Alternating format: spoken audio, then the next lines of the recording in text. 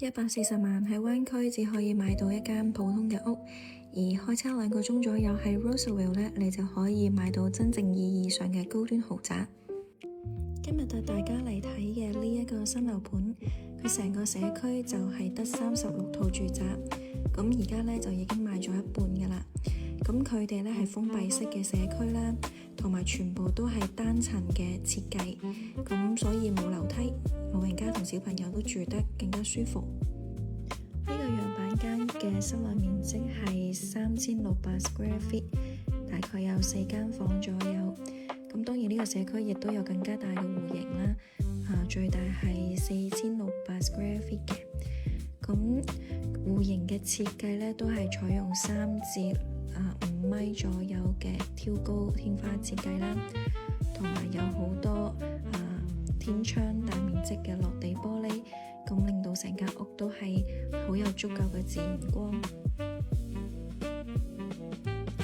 度每套屋嘅佔地呢，大概係0.5個 acre， 咁即係大概係4到5個標準籃球場嘅大細。呢度有超大嘅 pantry， 真係啱晒3代同堂住啦。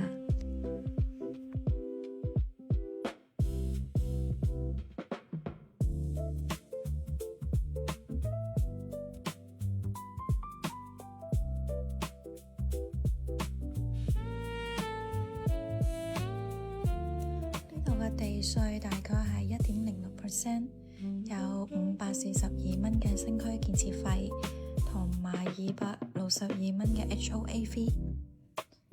咁佢無論係小學、初中同埋高中呢，都係屬於高分嘅學區嚟嘅。有人可能會問，呢啲社區會唔會係好荒蕪㗎？咁其實呢，呢個社區離 Costco 淨係大概10分鐘嘅車程，嚟 Roseville Mall 呢淨係大概15分鐘嘅車程，所以其實生活都好便利嘅。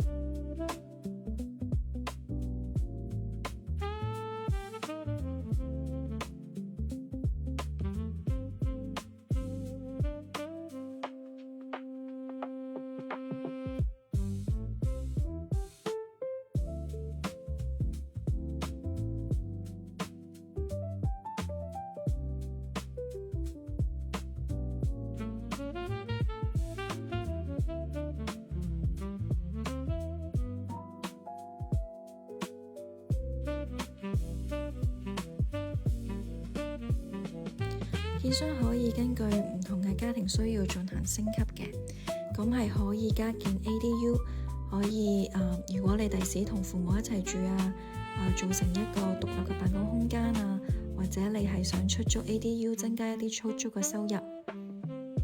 如果你係中意房車露營或者係本身有好多部車呢，你亦都可以建成係 RV Garage 嘅。咁佢可以滿足到買家唔同嘅生活方式嘅需求。咁呢個亦都係點解越嚟越多灣區嘅家庭呢開始選擇 Roseville 啦。